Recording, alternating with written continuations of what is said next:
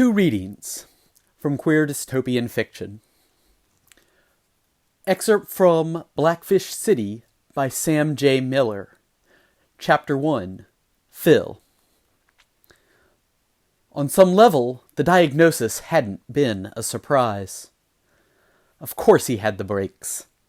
No one in any of the grid cities could have as much sex as he had, and be as uncareful as he was, without getting it.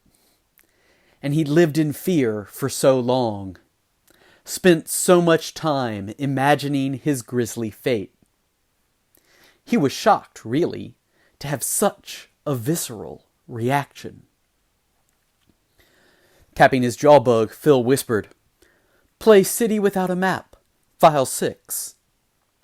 A woman's voice filled his ears, old and strange and soothing, the wobble in her Swedish precise enough to mark her as someone who'd come to Canuck decades ago. "You are new here. It is overwhelming, terrifying. Don't be afraid. There is no map here. No map is needed. No manual. Only stories. Which is why I'm here." For months, he'd been obsessing over the mysterious broadcasts. An elliptical, incongruent guidebook for new arrivals passed from person to person by tens of thousands. Whole communities had sprung up of city devotees. Camps, factions, subcults.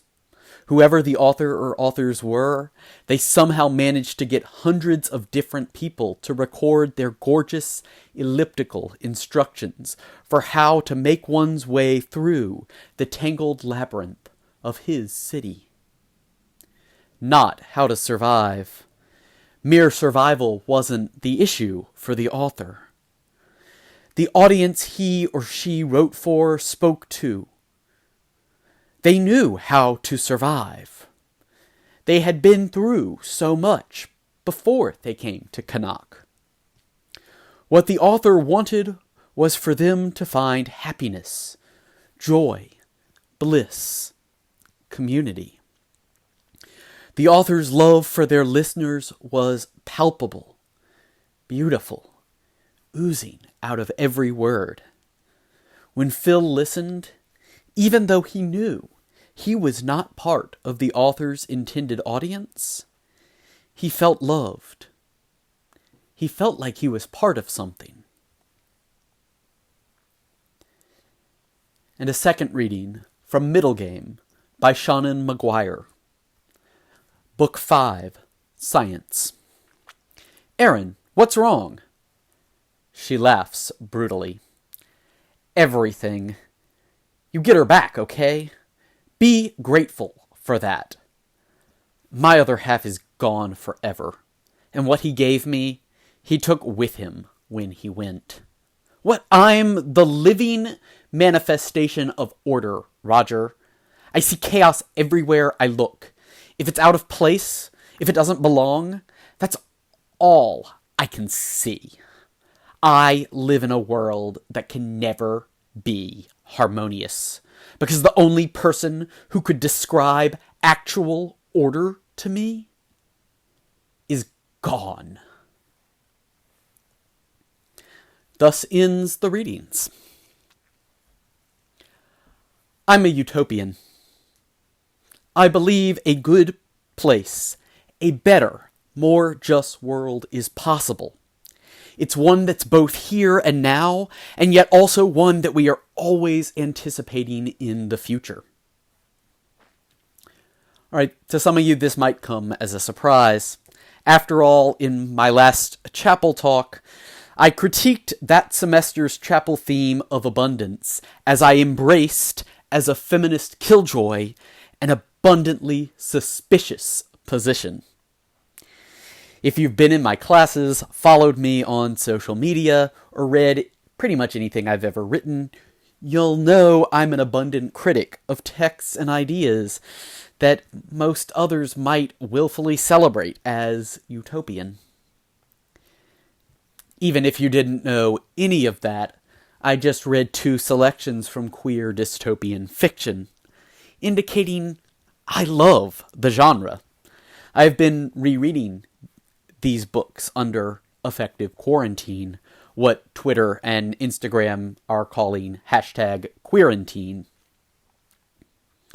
But I think about my love for dystopian literature through that character Erin we heard in the 2nd selection from Middle Game.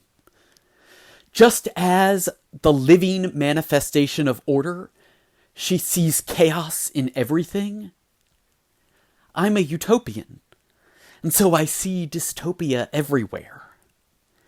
Just as Erin yearns for her brother, the no longer living manifestation of chaos, to show her the order amidst that chaotic, when I read dystopian literature, I see the fissures, the gaps, the places where utopian moments breeze in, where joy and justice feel possible.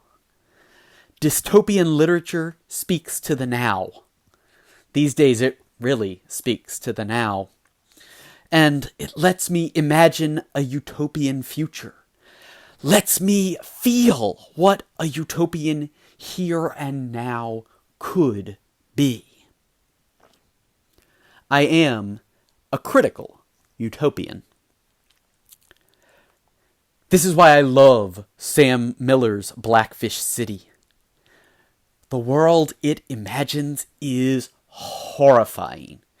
It's a post-environmental apocalyptic society, a world of Arctic islands run by artificial intelligence, and a world in which the wealthiest 1%, if that, hoard multiple, lavish, empty apartments, while everyone else exists on nothing. On top of that, what spoke to me when I reread it in these past weeks? An epidemic plagues the people. The breaks, as we heard. It spreads sexually and through drug use. It wipes out its victims through digital psychosis. It causes an invasion of memories from the people whose line of transmission brought the breaks to an infected person. What's more, politicians refuse to address the breaks. Even as young children are being infected. They ignore it because it's associated with the queer, the immigrant, the outcast, the foreign. Addressing it would be toxic for a political career. So those with power to change do nothing and allow the disease to become even more toxic for those most marginalized and most vulnerable. In this context, Miller writes, "Epidemics do not have medical causes. They have social ones." Miller's dystopia here clearly alludes to the history of HIV/AIDS and how it was ignored, how homophobia exacerbated its destructive spread. Though COVID-19 is an epidemic of a different variety, its hazardous effects and which communities here and now are bearing disproportionate burdens of its harm are eerily similar. The biggest difference between a decade that lacked substantive action on HIV/AIDS, an entire decade of lack of action, and the slow but comparatively much quicker response to COVID can be explained by the more immediate risk perceived by straight, wealthy, white, cisgender men. Those most marginalized today still bear the greatest risk and harm. To repeat Miller, epidemics do not have medical causes. They have social ones. So what does all of this queer history and dystopia have to do with the Bible? It turns out a lot, and I only have time to scratch some surfaces. But the first reading about City from a Map from Miller's book, it discusses an audio guidebook made available by a rogue source and read by a diverse assemblage of recruited readers. These voices offer advice, city history, news, stories of immigrants, stories of murder, stories of surviving the breaks. City Without a Map tells the histories and stories of dystopia. It responds to crisis, or what has become, both in the book and we could say today, a feeling of crisis ordinary. It offers comfort and inspiration to its hearers. Isn't that like the Bible? So many of the Bible's different stories and genres respond to crisis, chaos, war, persecution, domination, destruction, exile. The selection I read of City Without a Map, it reminds me of Genesis. If you remember back to your introduction to the Bible course, Genesis is made up of at least 3 different sources. Both Genesis and City Without a Map are books in their own right. Yet they're also made up of many different stories. Collections of stories that are told, retold, remodeled, and told again by many, many tellers. These tellers, and those who reshaped and revised their stories into a final collection. In Genesis, they responded to a divided monarchy, to social unrest, to Assyrian conquest, to Babylonian captivity, to return from exile. Genesis and most texts of the Bible were responding to dystopian conditions. And often they see promise even as they convey and respond to the threatening chaos. For queer readers today, then, biblical texts, when we read them, are awfully doubly dystopic. The Bible conveys the dystopias of empire and exile of its time. But queer folks experience dystopia when we read its stories. Stories in which we are often invisible. Stories in which we see authors who imagine worlds that, at best, most of the time, at best, seem to ignore trans and queer folks. And yet I keep reading the Bible. And yet I keep reading dystopia. After all, Blackfish City ends with Sua, a non-binary queer adolescent who is infected with the breaks. Sua realizes that they see a way to take power and use it to change this world. They see a way to share wealth and power, to end hoarding and poverty, to stop the devastation. It's not guaranteed, but when the story ends, it feels possible, even in the midst of what is still very much a devastating dystopia.